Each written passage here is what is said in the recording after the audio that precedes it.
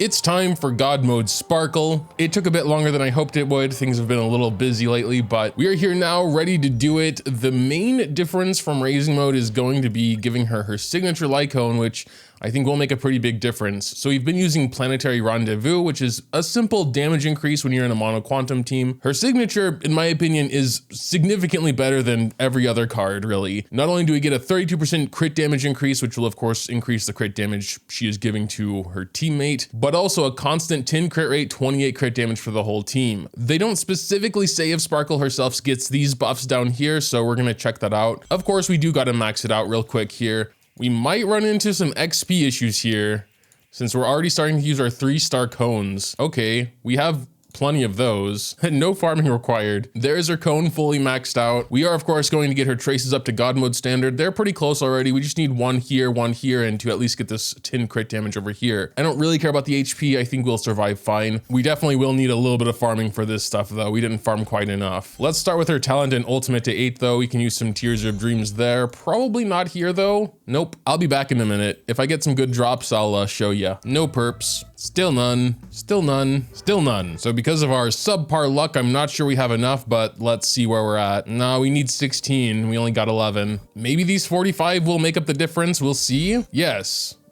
Exactly. Okay, quite lucky, quite lucky. So there we go. We got the 10 crit damage. But yeah, traces are looking pretty good. We got her light cone maxed. She herself, of course, is maxed. Her relics are pretty much the same as they were before, mostly broken with a 2-piece speed set. We mainly just focus on crit damage and speed, as you can see from the substats here. Her pieces aren't insane or anything, but they were what I could muster up. Crit damage body, speed boots, HP sphere, and energy regeneration rope. She is still E0 and will remain that way. I really would have liked to get her E2, but we had pretty bad luck on the summon session. Final stats, we do have 141 speed and 260 crit damage, making the total crit damage she provides 95%. Unfortunately, we could never get to that 100 I kind of hoped we could, though depending on the team, it might be possible, especially if her own cone gives her this 28%, which I think we can just check out right here. So yeah, unfortunately, it does not go to herself. This is what I was expecting because it did say to the wearer's allies, but sometimes it says that and it's still the whole team, so yeah, thought it was worth checking out. So one of the teams I've really been wanting to try, and I haven't yet because I wanted to save it for this video, is basically just replacing Bronya with Sparkle. Oh wait, and March 7th, hold on. Though to be fair, she actually did work fine without a healer, so that was actually pretty surprising. Unfortunately, the only in-game piece of content we have left is the final stage of Pure Fiction, and unfortunately my Imbibitor is not that great at Pure Fiction in general, just more AoE is better. But we do have Imaginary here, so we're gonna give it a try. But it's also, you know, follow-ups are kind of important here, so it's just not the best piece of content. There's also no good buffs here. I mean, I guess we could just try Imbibitor somewhere else and go like Ratio. I know Ratio being a single target isn't as good, but he can do a decent amount of follow-up attacks, which will trigger an AoE attack, which is pretty strong. So I feel like in this case, we might go Blarney instead. And then for up here, I'll probably just go my typical ice team. And again, you know, maybe I will just take March 7th. I hope she's still built, hold on. She's actually still built. She was never built particularly insanely or anything, but she also got some follow-up attacks there. No one else does though, so yeah, basically I just want to try Dawn in a different scenario here. So we're just going to take a different team with Sparkle.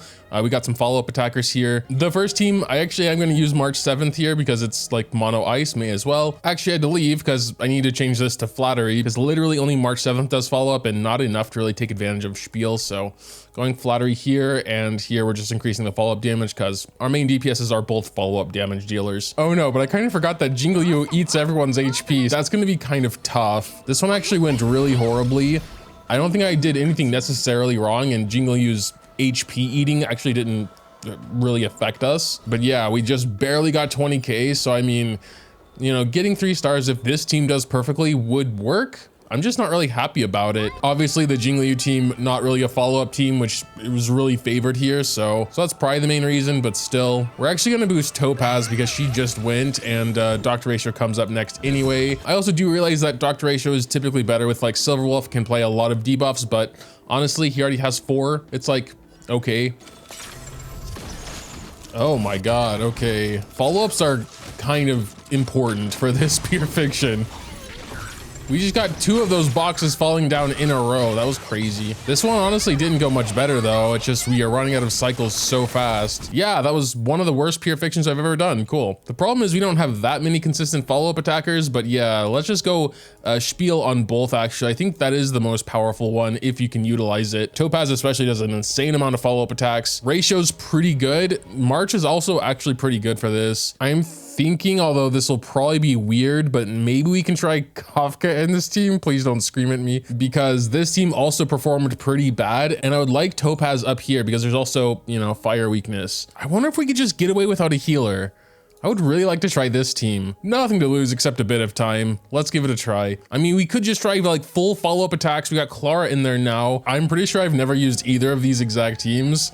So this is probably gonna be a disaster. Damn, let's go March. Just froze everyone. We are gonna ultimately try and get shields on everyone so that, you know, no matter what the enemy attacks, we're gonna get a follow-up attack from March 7th. That is, if the enemies ever attack, which they might not because they are all frozen. I can already tell though, this is going way better. We're actually still on the same cycle, which is pretty crazy. I mean, definitely better than before. We still have 2 full cycles at the boss. I'm not sure right now it's actually going to be enough. And I know we have to kill all of these plants before we can actually kill the deer. Yeah, the freezing, honestly, I feel like might be hurting more than helping because they're not getting a chance to attack. And that's where we get a lot of our follow-up attacks from Clara and March herself. Well, definitely better than before with an extra 7K there. Still not particularly great, and I'm really worried about this team because we don't have any healers or CC. Yeah, also Kafka's follow-up attacks aren't triggering very often because we're not doing basics with anyone here naturally. I guess I didn't think this through enough. Yeah, there goes my Kafka. Okay, that was a bad idea. I guess we will try Jingyuan. I am hoping for something wacky to happen, like each hit of his Lightning Lord actually triggers Spiel. That would be insane. Let's just try again. Yeah, that was bad. I know we can do the first wave without using a cycle, so we're gonna restart and this time not freeze them with March 7th's technique point. Yeah, so far this one is looking about the same as last time, whether we froze or not. So I don't know, actually. The plants really don't attack very often. They're just like giving themselves buffs or something. Yeah, 27. I kind of forgot what we got last time. Maybe it wasn't as good, but we'll see what this team does, I guess.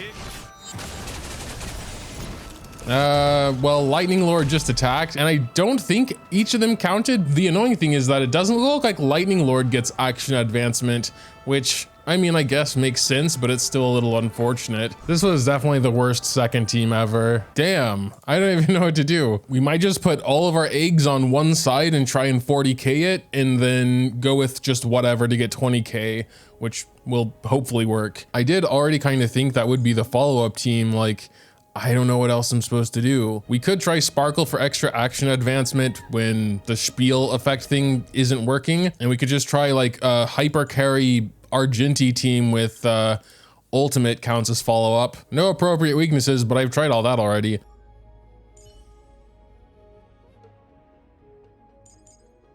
So we made it to the deer again after a fail, and it's not going as well as it did with just Ron May. I mean, we're already getting so much action advancement that Sparkle's action advancement isn't actually helping that much. And Ron May, of course, does provide a lot more damage in general. At least mine, because mine's, I think, E1 or E2. Yeah, I mean, it turned out not significantly worse, actually. We still got 26. I think our best was maybe around 27, but not like past 30, I think. We'll see how pretty much ignoring follow-up attacks goes. I mean, since our ultimates are counting as follow-ups now and Argenti can do a good amount of ultimates, then maybe it works out okay. We'll see.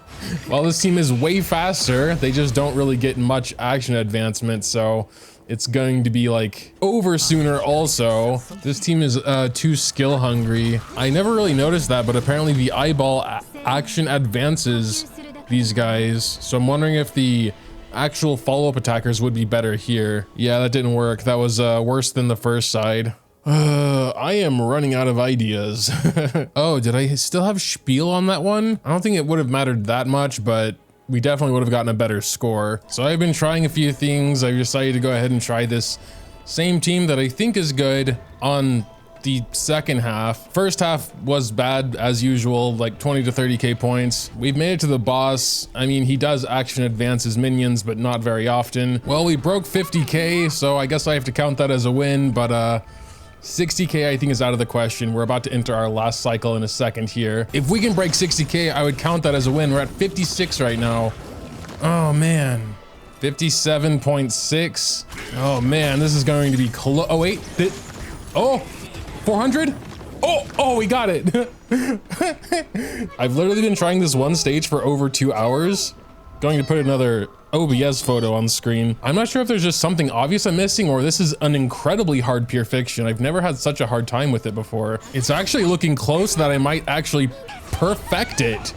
But I don't know, it's gonna be super close. All the action advancement is really helping, but I think this might be it because, oh wait, no, I don't think that's gonna work. Oh, literally the last attack. Thank you, Clara counter. Literally the last attack did it. It literally could not have been closer than that. Okay, Jesus. This was my first team, by the way. They didn't do anything special, but at least I gave them the flattery this time. But yeah, the team with Clara and March 7th is the perfect one. That's crazy. Anyway, since we're already at nearly 3 hours, I'm probably going to make the rest of this quick. All right, but here we are. I didn't really bother including the first half because whatever, who cares? But I guess what I kind of want out of Sparkle is to be able to at least somewhat consistently, you know, use 3 skill points with my Imbibitor, starting with this first one here, I suppose. And then of course be able to boost him to the front every turn with her as well. That might be asking a little too much, we'll see. Otherwise the team isn't too skill hungry. Fushuin and Ranmei are both skill positive. Okay, well, wait, let's just restart. How about that? I used Sparkle's Burst when we had 6 skill points. That's not right. I know she gives a damage buff and stuff and that's cool, but still, I think the skill point recovery is at least a little bit like more important. All right, this is pretty good. Now we actually can fully utilize her ultimate here, get all 4 of those skill points, and of course the damage buff as well. So this should be decent, I would say, probably. Nice little 350, yeah, not bad. 0 cycled phase 1, barely. It was super close, but I'm still happy about that. So far, we've only been doing 3 hits with my Dawn. That might come to an end pretty soon here, maybe. And we have been boosting him every time, as well as keeping up our other buffs. Got to get Ranmei's there. Yeah, this time we can't do 3. In fact, we're probably just gonna do 0, maybe. No, let's just do 2. I don't even see the point of boosting him back up to the front when we can't do anything anyway. Just a normal basic attack. Sure, I guess. Oh no, but now he dies. I am making mistakes today. And I just forgot to use Fushuin's skill. I was too focused on trying to free Imbibitor. Oh my lord. All right, well, we got through phase 1 here. Oh yes, that's right. Now we can choose 2 to die. Probably Fushuin and Sparkle. I'm gonna use those 2. But now I kind of wasted her ultimate, but I didn't really have a choice, I think. I mean, I used those 2 actions first, so I guess we're... Okay, mistake number 87. I should have saved Imbibitor's ultimate for when those 2 got trapped, which will happen next turn. Cycle change saved me. It didn't save Sparkle. Fushuin's ultimate should save Sparkle, plus a basic from Ranmei. Oh, it was over, okay. I still had a bunch of stuff planned. Well, we got through that in 3 cycles. I think that's pretty good. It's hard to say right now if that's like significantly better than how I'm used to just having Bronya here instead of Sparkle. Although, to be fair, I made, like I said, a lot of mistakes, stupid mistakes for some reason that I don't usually make. But yeah, a couple of final Sparkle thoughts here. Like I said in the raising video, my opinion hasn't really changed. She is kind of just an upgraded Bronya. To be totally honest though, I am a bit missing Bronya's 100% action advancement, just because it's like so predictable and not confusing at all. It's just use her skill and then that character who you chose is going next, period. And that's just something I really like about Bronya in particular. Sparkle's crit damage sharing and her damage buffs in general are just better than Bronya's. And the fact she can recover a ton of skill points. I mean, there were definitely times where I couldn't do a triple skill point Imbibitor attack, but especially on that final boss, since he's trapping units and stuff, I'm not sure it's that great of a representation anyway. But yeah, I mean, at least for now, she is just gonna straight up replace my Bronya. Obviously for the in-game 2-team content, Bronya will be used here and there as well in the other side. I just don't think Bronya and Sparkle can really work that well together. Just too skill hungry in that case, even with Sparkle's recovery. But yeah, I suppose that'll do it. Let me know what you think about Sparkle in the comments down below. Dropping a like or subscribing to the channel if you enjoyed is always greatly appreciated as well. Thanks, as always, for watching, and until next time.